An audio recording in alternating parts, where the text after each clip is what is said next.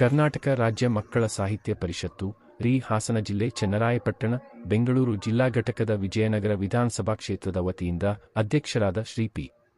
ಶ್ರೀಧರ್ ರವರ ನೇತೃತ್ವದಲ್ಲಿ ಕಾರ್ಯಕ್ರಮದಲ್ಲಿ ಪ್ರಾಥಮಿಕ ಪ್ರೌಢ ಕಾಲೇಜಿನ ಪ್ರತಿಭಾವಂತ ವಿದ್ಯಾರ್ಥಿಗಳನ್ನು ಗುರುತಿಸಿ ಸಂಸ್ಥೆಯ ಹೆಸರಿನಲ್ಲಿ ಪ್ರಮಾಣಪತ್ರ ನೀಡಿ ಅತ್ಯಂತ ಗೌರವಪೂರ್ವಕವಾಗಿ ಗೌರವ ಪುರಸ್ಕಾರ ನೀಡಿ ಅಭಿನಂದಿಸಲಾಯಿತು. ಈ ಕಾರ್ಯಕ್ರಮಕ್ಕೆ ದಿವ್ಯ ಸಾನ್ನಿಧ್ಯ ವಹಿಸಿದ್ದ ಶ್ರೀ ಪರಮಪೂಜ್ಯ ಶ್ರೀ ನಿಶ್ಚಲಾನಂದನಾಥ ಮಹಾಸ್ವಾಮಿಗಳು, ವಿಶ್ವ ಒಕ್ಕಲಿಗರ ಮಹಾಸಂಸ್ಥಾನ ಮಠ ಕೆಂಗೇರಿ, ಪರಮಪೂಜ್ಯ ಶ್ರೀ ಶಿವರುದ್ರ ಸ್ವಾಮೀಜಿಯವರು, ಬೇಲಿ ಮಠ ಕಾಟನ್ಪೇಟೆ ಬೆಂಗಳೂರು ಮತ್ತು ಪರಮ ಪೂಜ್ಯ ಶ್ರೀ ಡಾಕ್ಟರ್ ನಾಗರಾಜು ಸ್ವಾಮೀಜಿಯವರು, ವಿರೂಪಾಕ್ಷ ಮಠ ಬಿಡದಿ ಸ್ವಾಮೀಜಿಯವರ ದಿವ್ಯ ಸಾನ್ನಿಧ್ಯವಿತ್ತು.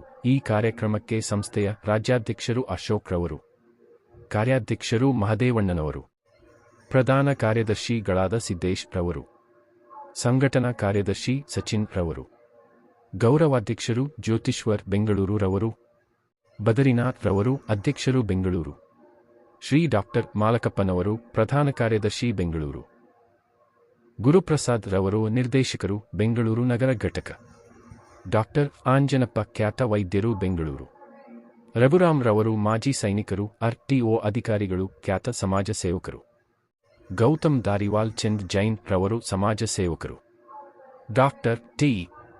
ಗೋವಿಂದ ರಾಜ್ ರವರು, ಡಾಕ್ಟರ್ ರಾಜ್ಕುಮಾರ್ ಹಾಗೂ ಡಾಕ್ಟರ್ ಪುನೀತ್ ರಾಜ್ಕುಮಾರ್, ಸಮಾಜ ಸೇವಾ ಸಂಘದ ಅಧ್ಯಕ್ಷರು, ಖ್ಯಾತ ಸಮಾಜ ಸೇವಕರು, ನಿರ್ದೇಶಕರು, ಸಂಸ್ಕೃತಿ ಚಿಂತಕರು ಬೆಂಗಳೂರು, ರಾಮ್ ಮೂರ್ತಿ ರವರು ರೇಷ್ಮೆ ಇಲಾಖೆ, ಖ್ಯಾತ ಸಮಾಜ ಸೇವಕರು, ಲಿಂಗರಾಜುರವರು ಖ್ಯಾತ ವಕೀಲರು, ಮಹೇಶ್ ರವರು ಚಲನಚಿತ್ರ ಧಾರಾವಾಹಿ ನಟರು, ಖ್ಯಾತ ಸಮಾಜ ಸೇವಕರು, ಧನಂಜಯ ಗೌಡ ರವರು ಕರ್ನಾಟಕ ಸ್ವಯಂ ಸೇವಕರ ವೇದಿಕೆ ರಿ ರಾಜ್ಯಾಧ್ಯಕ್ಷರು ಹಾಗೂ ಖ್ಯಾತ ಸಮಾಜ ಸೇವಕರು, ವೇಣುಗೋಪಾಲ್ ರವರು ಕಾನೂನು ಸಲಹೆಗಾರರು, ಖ್ಯಾತ ಸಮಾಜ ಸೇವಕರು ಹಾಗೂ ಅನೇಕ ಗಣ್ಯಾತಿಗಣ್ಯರುಗಳ ಸಮ್ಮುಖದಲ್ಲಿ ಬಹಳ ವಿಜೃಂಭಣೆಯಿಂದ ಕಾರ್ಯಕ್ರಮ ನೆರವೇರಿತು.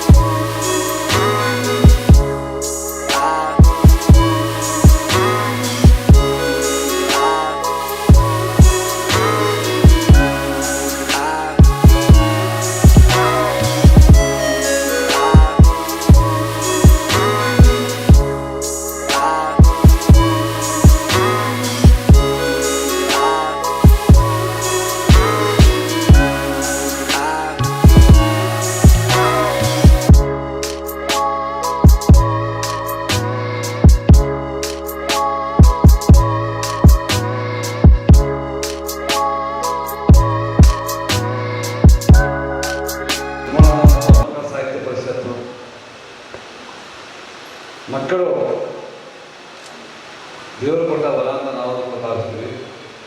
ಮಗು ಮತ್ತು ಪರಿಸರ ಈ ಎರಡೂ ವಿಚಾರಗಳ ಬಗ್ಗೆ ತಗೊಂಡು ನಾವು ಕೆಲಸ ಮಾಡ್ತಾ ಇದ್ದೀವಿ. ಒಂದು ಗಿಡವನ್ನು ನೆಟ್ಟರೆ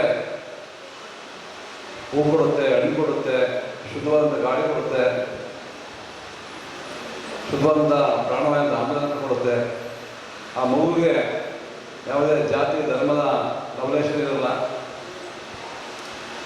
ಅದೇ ರೀತಿ ಮಕ್ಕಳ ಸಾಹಿತ್ಯ ಪರಿಷತ್ನಲ್ಲಿ ಒಂದು ಮಗು ಹುಟ್ಟಿದಾಗ ಕುವೆಂಪು ಹೇಳ್ತಾರೆ, ಮಗು ಹುಟ್ಟಿದಾಗ ವಿಶ್ವಮಾನ ಇರ್ತಾನೆ, ಬೆಳೀತಾ ಬೆಳೀತಾ ಬಹುಮಾನವಾಗಿರ್ತಾನೆ ಅಂತ.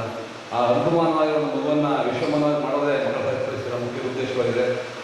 ಅಷ್ಟೇ ಎಲ್ಲಕ್ಕೂ ಶಕ್ತಿ ತಂದವರು ವಿಶ್ವಾನಂದ ಸ್ವಾಮೀಜಿಯವರು, ನಮ್ಮ ಸಚಿನವರು, ನಮ್ಮ ಲೋಕೇಶ್ವರವರು, ರಾಘವ್ ಅವರು ಎಲ್ಲ ಸ್ನೇಹಿತರು ಒಳಗೂಡಿ ಈ ಸಮಸ್ಯೆ ಕರೆದು ದೊಡ್ಡವರಿಗಾಗಿ ಸಮ್ಮೇಳನ ಸಾಹಿತ್ಯ ಪರಿಷತ್ ವತಿಯಿಂದ ಪ್ರತಿ ವರ್ಷ ಕೂಡ 25 ಕೋಟಿ ಖರ್ಚು ಮಾಡಿ ಸಮ್ಮೇಳನ ಮಾಡ್ತಾರೆ. ಅದೇ ದೇಶ ಕಟ್ಟುವಂಥ ದೇಶವನ್ನು ಬೆನ್ನುವಂಥ ಮಕ್ಕಳಿಗಾಗಿ ಯಾವುದೇ ಸಾಹಿತ್ಯ ಚಟುವಟಿಕೆಗಳು ನಡೀತಾ ಇರಲಿಲ್ಲ. ಆ ಸಂದರ್ಭದಲ್ಲಿ ಮಕ್ಕಳಿಗಾಗಿ ಸಮ್ಮೇಳನ ಮಾಡೋದು. ಇದುವರೆಗೂ ಸುಮಾರು 15 ಸಮ್ಮೇಳನ ಮಾಡಿದ್ದೀವಿ. ಸಾವಿರಾರು ಮಕ್ಕಳಲ್ಲಿ ದೇಶ ಪ್ರೇಮವನ್ನು ಬಿದ್ದಿದ್ದೀವಿ. ಸಾಹಿತ್ಯದ ಬೇರನ್ನು ಗಟ್ಟಿದ ಕೆಲಸ ಮಾಡಿದ್ದೀವಿ. ಸಂಸ್ಕಾರಗಳ ಬಗ್ಗೆ ಕೆಲಸ ಮಾಡಿದ್ದೀವಿ. ಇವತ್ತು ಪರಿಷತ್ತಿನ ವತಿಯಿಂದ ಬೆಳೆದಂಥ ಸಾವಿರಾರು ಮಕ್ಕಳು ಕವಿಗಳಾಗಿ, ಕವಿಯತ್ರಿಗಳಾಗಿ ಈ ದೇಶದ ಉದ್ದಗಲೂ ಕೂಡ ಸಾಹಿತ್ಯವನ್ನು ಬಿತ್ತು ಕೆಲಸ ಮಾಡ್ತಾ ಇದ್ದಾರೆ. ಕಳೆದ 3 ವರ್ಷಗಳಿಂದ ದೇಶದ ರಾಜಧಾನಿ ದೆಹಲಿಯಲ್ಲಿ ರಾಷ್ಟ್ರಮಟ್ಟದ ಸಮ್ಮೇಳನ ಮಾಡೋದು ಯೋಜನೆಯಾಗಿದೆ. ಆ ಸಮ್ಮೇಳನಕ್ಕೆ ನಿರ್ಮಲಾನಂದ ಸ್ವಾಮೀಜಿಯವರು ಬಂದಿದ್ದರು, ಅವರು ಮಂತ್ರಿಗಳು ಬಂದಿದ್ದರು. ಮುಖ್ಯವಾಗಿ ನಮ್ಮ ಘಟಕ ದೆಹಲಿಯಲ್ಲಿ, ಪಂಜಾಬ್ನಲ್ಲಿ, ಹರಿಯಾಣದಲ್ಲಿ, ರಾಜಸ್ಥಾನದಲ್ಲಿ ನಮ್ಮ ಘಟಕಗಳು ಪ್ರಾರಂಭ ಆಗ್ತದೆ. 31 ಜಿಲ್ಲೆಗಳು ಕೂಡ ಇವತ್ತು. ಮತ್ತು ಅವರು ಒಂದೇ ಒಂದು ಮಾತೇನೆಂದರೆ 35,000 ಸರ್ಜರಿ ಆಪ್ರೇಷನ್, 35,000 ಆಪ್ರೇಷನ್ ಮಾಡೋದಂದರೆ ನಾವು ಒಂದು ಆಪ್ರೇಷನ್ ಮಾಡೋ ಭಯ ಬಿದ್ದುಬಿಟ್ಟು ಅವರು 35,000 ಆಪ್ರೇಷನ್ ಮಾಡಿದ್ದಾರೆ. 10 ಜನ ಗೋಲಿಬಾರ್ ಮಾಡಿದವ್ರಿಗೆ ಆಪ್ರೇಷನ್ ಮಾಡಿ ಗೋಲಿ ತೆಗೆದಿದ್ದಾರೆ ಅಂತ ಟಿ ವಿಲಿ ನೋಡ್ತಾ ಇರ್ತಾರೆ. ಅವ್ರು ಇವತ್ತು ಕಣ್ಮುಂದೆ ರಾಣಿಯಪ್ಪ ಪ್ರತಿಯೊಂದು ಕಾರ್ಯಕ್ರಮ ನಾವು ಬಂದೇ ಬರ್ತಾರೆ. ಆಯಿತು ಶ್ರೀಧರಲ್ಲಿ ಬರ್ತೀನಿ ಅಂತ ಸುಮಾರು 10 ವರ್ಷದಿಂದ ನಮ್ಮ ಕಾಂಗ್ರೆಸ್ ರಾಜ್ಯೋತ್ಸವಕ್ಕೆ ಎಲ್ಲ ಕಡೆ ಪಬ್ಲಿಕ್ ಪ್ರೋಗ್ರಾಮ್ ಬಂದು ಒಳ್ಳೆಯ ಸಹಕಾರ ಕೊಟ್ಟಿದ್ದಾರೆ. ಕಾರ್ಯಕ್ರಮ ಅವರು ಒಳ್ಳೆಯವರು, ಭಾಷಣಕಾರರು, ಖ್ಯಾತ ವೈದ್ಯ ತಜ್ಞರು. ದಯವಿಟ್ಟು ಡಾಕ್ಟರ್ ಆಂಜನಪ್ಪ ಅವರು ಮುಂದೆ ಒಂದು ಮಾತಾಡಬೇಕು. ಒಂದು ವಿಶೇಷತೆ ಅಂದರೆ ಎಷ್ಟು ಜನ ಗಣ್ಯರನ್ನು ವೇದಿಕೆಗೆ ಹೆಂಗಾದರೂ ಮಾಡಿ ಅಕಾಮಡೇಟ್ ಮಾಡ್ತಾರೆ. ಶ್ರೀಧರ್ ಹೇಳಿದಾಗೆ ಅದಕ್ಕೆ ನಮ್ಮ ಅವ್ರಿಗಿರೋ ಒಂದು ಖುಷಿ, ಪ್ರತಿಯೊಬ್ಬರನ್ನು ಗುರುತಿಸಿ ಕರೀತಾರೆ. ಸೊ ಅಶೋಕಣ್ಣ ಅವರು ಮಾತಾಡಿದ್ದು ಸ್ವಾಮೀಜಿಯವರ ಬರ್ತ್ಡೇ ದಿನ ಇದು ಚಂದ್ರಾಯಪಟ್ಟಣದಲ್ಲಿ ಈ ಮಕ್ಕಳ ಸಾಹಿತ್ಯ ಪರಿಷತ್ ಶುರುವಾಯಿತು ಅಂತ ಕೇಳಿದ್ರೆ ಭಾಳ ಸಂತೋಷ ಅನಿಸುತ್ತೆ. ಅವ್ರಿಗಿರುವಂಥ ಆಸಕ್ತ ಮಕ್ಕಳ ಇವೆಲ್ಲರೂ ಹೆಮ್ಮೆ ಪಡಬೇಕು. ಬೆಳೆಯುವ ಪೈರು ಯಾವಾಗ ಕೂಡ ಮೊಳಕೆಯಲ್ಲಿ ನೋಡುವಂತಾರಲ್ಲ, ಹಾಗೆ ನಿಮ್ಮಂಥ ಮಕ್ಕಳಿಗೆ ಬೆಂತಟ್ಟದ್ದು ಕರ್ತವ್ಯ. ಹೆಚ್ಚಿಗೆ ಮಾತಾಡಲ್ಲ. ಕರ್ನಾಟಕ ರಾಜ್ಯ ಸರ್ಕಾರ ಆಸಿಸ್ ಫ್ರೆಂಡ್ಸ್ ಆರ್ಗನೈಸೇಷನ್ನು ಸರ್ಕಾರಿ ಶಾಲಾ ಮಕ್ಕಳಿಗೆ ಒಂದು ದಿನದಲ್ಲಿ 71 ಲಕ್ಷ ಬೇಯಿಸಿದ ಕೋಳಿ ಮೊಟ್ಟೆ ಕೊಡ್ತಿದ್ದಾರೆ. ದಯವಿಟ್ಟು ಮಕ್ಕಳಿಗೆ ಒಬ್ಬ ವೈದ್ಯನಾಗಿ, ಒಬ್ಬ ಸರ್ಜಿಕಲ್ ಗ್ಯಾಸ್ಟ್ರಾಂಟ್ರಾಲಜಿಸ್ಟ್ ಆಗಿ ದಿನಕ್ಕೊಂದು ಮೊಟ್ಟೆ ತುಂಬುವುದು ನಿಮ್ಮ ಹೊಟ್ಟೆ. ತುಂಬ ಜನ ನನಗಂತಾರೆ, ಡಾಕ್ಟ್ರೇ ನಾವು ವೆಜಿಟೇರಿಯನ್ನು, ನಾವು ನಾನ್ ವೆಜಿಟೇರಿಯನ್, ಇನ್ನು ಕೆಲವರು ನಾವು ಎಗ್ಗೇರಿಯನ್ ಅಂತಾರೆ. ನಿಜವಾಗಿ ಹೇಳ್ತೀನಿ, ಸರ್ಕಾರ ಸಪ್ಲೈ ಮಾಡ್ತಿರೋ ಕೋಳಿ ಮೊಟ್ಟೆ ಮರಿ ಹಾಕಲ್ಲ. ಅದನ್ನು ಟ್ರೈ ಮಾಡಿ ನೋಡಿದ್ದಾರೆ. ಅದರಿಂದ ಇದು ವೆಜಿಟೇರಿಯನ್ ಫುಡ್. ಡಾಕ್ಟ್ರೆ ನೀವು ಹೇಳಿ, ಅನೇಕರು ನಾವು ಬ್ರಾಹ್ಮಣರು ತಿನ್ನಲ್ಲ ಅಂತಾರೆ, ನಾವು ಲಿಂಗಾಯತರು ತಿನ್ನಲ್ಲ ಅಂತಾರೆ, ಗೌಡರು ಕೂಡ ನಾವು ಶನಿವಾರ ತಿನ್ನಲ್ಲ, ಆಂಜನೇಯ ಪೂಜೆ ಮಾಡ್ತೀವಿ, ಸೋಮವಾರ ತಿನ್ನಲ್ಲ, ತಿರುಪತಿಗೆ ಹೋಗ್ತೀವಿ ಅಂತಾರೆ. ತುಂಬ ನ್ಯೂಟ್ರಿಷಿಯಸ್ ಫುಡ್ ಅದು. ನಾನು ವೈದ್ಯರಾಗಿ ಇನ್ನೇನು ವಿದ್ಯೆ ಬಗ್ಗೆ ಎಲ್ಲ ಗುರುಗಳು ಹೇಳ್ತಾರೆ. ಬೇಲ್ಮಠ ಸ್ವಾಮೀಜಿಯವ್ರನ್ನಂತೂ ನನಗೆ ಅವ್ರು ಕಂಡಾಗೆಲ್ಲ ನನಗೆ ಏನೋ ಒಂದು ಗೌರವ. ಅವರ ಒಂದು ಫಾರ್ಮುಲಾ ಹೇಳಿ ನಾನು ಮಾತು ಹೋಗ್ತೀನಿ. ನಗುವಾತ್ಮ ಪರಿಮಳವ ಪಸರಿಸುವ ಕುಸುಮ, ನಗು ನಗುತ್ತ ಬಾಳು, ನಗುವ ನಗಿಸುವ, ನಗಿಸಿ ನಗುತ್ತ ಬಾಳುವವರನ್ನು ಬೇಡಿಕೊಳ್ಳುವ ಮಂಕುತಿಮ್ಮ. ನೀವಿಂಥ ಕಾರ್ಯಕ್ರಮಗಳಲ್ಲಿ ಭಾಗವಹಿಸಿ ಚಪ್ಪಾಳೆ ತಟ್ಟಿದರೆ 4 ಹ್ಯಾಪಿ ಹಾರ್ಮೋನ್ಸ್ ಇದ್ದಾವೆ ನಿಮ್ಮ ದೇಹದಲ್ಲಿ. ಹೈಪೋಥಾಲಮಸ್ಸಿಂದ ಬರ್ತವೆ, ಯಾವ ಎಂಡಾರ್ಫಿನ್ಸ್ ಅಂತೀವಿ. ನೀವು ಯಾವ ಖುಷಿಯಾಗಿ ಇರ್ತೀರಲ್ಲ, ನಿಮ್ಮ ಆಯುಷ್ ಜಾಸ್ತಿ ಆಗುತ್ತೆ. ಯಾವಾಗಲೂ ಖುಷಿಯಾಗಿರಿ ಅಂತ ಹೇಳಿ ಮತ್ತೊಮ್ಮೆ ಆಶೀರ್ವಾದ ಪಡಿ ನನ್ನ ಮಾತು ಮುಗಿಸ್ತೇನೆ. ಶ್ರೀದೇವಿಯಿಂದ ಪ್ರಥಮವಾಗಿ ಗುರುಗಳನ್ನು ಭಕ್ತಿಯಿಂದ ಸ್ಮರಿಸಿ, ಇವತ್ತು ಕರ್ನಾಟಕ ರಾಜ್ಯ ಮಕ್ಕಳ ಸಾಹಿತ್ಯ ಪರಿಷತ್ತು ಬೆಂಗಳೂರು ಜಿಲ್ಲಾ ಘಟಕ, ವಿಶೇಷವಾಗಿ ವಿಧಾನಸಭಾ ಕ್ಷೇತ್ರ ವಿಜಯನಗರ, ಈ ಒಂದು ಘಟಕದ ವತಿಯಿಂದ ಪ್ರತಿಭಾವಂತ ಮಕ್ಕಳಿಗೆ ವಿಶೇಷ ಗೌರವ ಪುರಸ್ಕಾರ ಕಾರ್ಯಕ್ರಮ ನಡೆಸುವಂಥ ಈ ಒಂದು ದಿವ್ಯ ಕಾರ್ಯಕ್ರಮದಲ್ಲಿ ದಿವ್ಯ ಸಾನ್ನಿಧ್ಯವನ್ನು ವಹಿಸುವಂತಹ ಈ ನಾಡಿನ ಹಿರಿಯ ಯತಿಗಳು, ಶ್ರೇಷ್ಠ ಆಧ್ಯಾತ್ಮಿಕ ಚಿಂತಕರು, ಈ ದೇಶದ ಆಧ್ಯಾತ್ಮ ಪರಂಪರೆಯಲ್ಲಿ ಒಂದು ವಿಶೇಷವಾದಂಥ ಸ್ಥಾನಮಾನವನ್ನು ದಯಪಾಲಿಸುವಂಥ ಬೇಲಿಮಠದ ಪರಮಪೂಜ್ಯ ಗುರುಗಳಿಗೆ ಭಕ್ತಿಪೂರ್ವಕವಾಗಿ ನಮಸ್ಕಾರಗಳನ್ನು ಸಲ್ಲಿಸ್ತೇನೆ. ಹಾಗೆ ಈ ಒಂದು ಕಾರ್ಯಕ್ರಮದಲ್ಲಿ ಸಾನ್ನಿಧ್ಯ ವಹಿಸುವಂಥ ನಮ್ಮ ರಂಗಸ್ವಾಮಿಗಳು ಕೂಡ ಇದ್ದಾರೆ. ಅವರ ಉಪಸ್ಥಿತಿಯನ್ನು ಕೂಡ ನಾವು ಪ್ರೀತಿಪೂರ್ವಕವಾಗಿ ಗೌರವಿಸಿ ಎಲ್ಲರಿಗೂ ಸಲ್ಲಿಸ್ತೇನೆ. ಈ ನಾಡುಗಳ ಒಬ್ಬ ಶ್ರೇಷ್ಠ ದಾರ್ಶನಿಕ ವೈದ್ಯ, ಹಣ ಮಾಡೋ ವೈದ್ಯ ಅಲ್ಲ, ದಾರ್ಶನಿಕ ವೈದ್ಯ, ಎ ಫಿಲಾಸಫರ್ ಡಾಕ್ಟರ್, ಒಬ್ಬ ಸಾಮಾಜಿಕ ಚಿಂತಕ ಮತ್ತು ವಿಶೇಷವಾಗಿ ಸಮಾಜದ ಬಗ್ಗೆ ಕಾಳಜಿ ಇಟ್ಕೊಂಡು ಅವರ ಸಮಯವನ್ನು, ಅವರ ಮಾತುಗಳನ್ನು 4 ಜನಕ್ಕೆ ಉಪಯೋಗ ಆಗಲಿ ಅನ್ನೋ ಹಾಗೆ ವಿಶೇಷವಾದ ಮಾತುಗಳಿಂದ ನಾಡಿಗೆ ಪ್ರಸಿದ್ಧಂತ ಡಾಕ್ಟರ್ ಆಂಜನಪ್ಪನವರ ಉಪಸ್ಥಿತಿಯನ್ನು ಕೂಡ ಗೌರವಿಸ್ತೇನೆ. ಹಾಗೆ ಮಕ್ಕಳ ಎಲ್ಲರೂ ತಿಳ್ಕೋಬೇಕು, ಇದು ಬೆಂಗಳೂರಿಗೆ ಎಷ್ಟೋ ಜನರಿಗೆ ಗೊತ್ತಿಲ್ಲ. ತನ್ನ ಮನೆಯ ಹಣವನ್ನು ಹಾಕಿ, ತನ್ನ ಇಡೀ ಸಮಯವನ್ನು ತ್ಯಾಗ ಮಾಡಿ, ತನ್ನ ಶಾಲೆಯಲ್ಲಿ ಬರೆದಂಥ ಆದಾಯವನ್ನೆಲ್ಲ ರಾಜ್ಯ ಮಕ್ಕಳ ಸಾಹಿತ್ಯ ಪರಿಷತ್ನ ಕಟ್ಟಲಿಕ್ಕೆ ಹಾಕಿ ಸುಮಾರು 13 ವರ್ಷಗಳಿಂದ ನಿರಂತರವಾಗಿ ಸಾವಿರಾರು ಕಾರ್ಯಕ್ರಮ ಮಾಡಿಕೊಂಡು, ನನ್ನ ಮನೆ ದುಡ್ಡು ಖಾಲಿ ಆಗೋ ಪರವಾಗಿಲ್ಲ, ಅವರಪ್ಪ ನಂಜುಂಡೇಗೌಡ ಏನಂದ್ರೂ ಪರವಾಗಿಲ್ಲ, ಈ ಸಾಹಿತ್ಯ ಪರಿಷತ್ನ ಬೆಳೆಸ್ತೀನಿ ಸಮಾನವಾಗಿ ನಮ್ಮ ಉದ್ದೇಶ ಇಟ್ಕೊಂಡು ಸಾಲು ಮರದ ಅಶೋಕ್, ಯಾರೇಳಿ ಈಗ ಮಾತಾಡಲ್ಲ, ಸಾಲು ಮರದ ಅಶೋಕ್, ಸಾಲು ಮರದ ತಿಮ್ಮಪ್ಪ ನೋಡಿದೆಯಲ್ವಾ, ಅವರಿಗಿಂತಲೂ ಮೊದಲೇ ಪ್ರಸಿದ್ಧರಾದಂಥವರು 1990ರ ಕಾಲದಲ್ಲೇ ಪರಿಸರವಾದಿ, ಪರಿಸರ ಪ್ರೇಮಿ ಅಂತೇಳಿ ಕೇಂದ್ರ ಸರ್ಕಾರದ ಬಹುಮಾನ ತಗೊಂಡವರು ನಮ್ಮ ಸಾಲು ಮರದ ಅಶೋಕಣ್ಣ. ನನ್ನ ಅಶೋಕ ಅಂತೇಳಿ ಪ್ರಸಿದ್ಧವಾದ ಸಂಘಟನೆಯಲ್ಲಿ ಇವತ್ತು ಕೂಡ ಇವ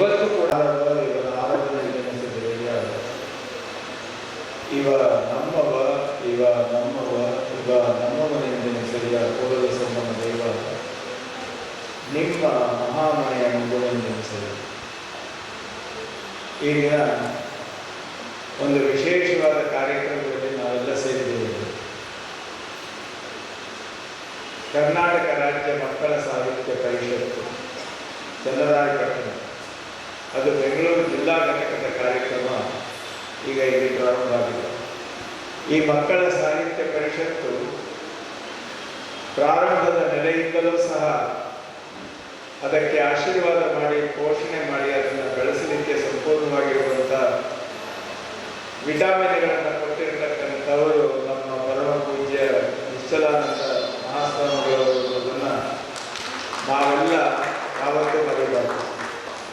ಯಾವುದೇ ಒಂದು ಸಂಕಲ್ಪ ಅದು ಚಂಚಲ ಆಗಿರೋದಿಲ್ಲ ಅವರಲ್ಲಿ, ಅದು ನಿಶ್ಚಲವಾಗಿರುತ್ತೆ. ಆ ನಿಶ್ಚಲ ಸ್ವರೂಪದ ನೆಲೆಯಲ್ಲಿ ಅದರ ಪ್ರಾರಂಭದ ಹಂತ ನೋಡಿ. ಸ್ವಾರಸ್ಯ, ಇವತ್ತು 2013ರಲ್ಲಿ ಇದು ಪ್ರಾರಂಭ ಆಯಿತು. ಈಗ 13ನೇ ವರ್ಷದ ಒಂದು ಸಂಭ್ರಮವನ್ನು ಅದು ಕಾಣ್ತಾ ಇದೆ.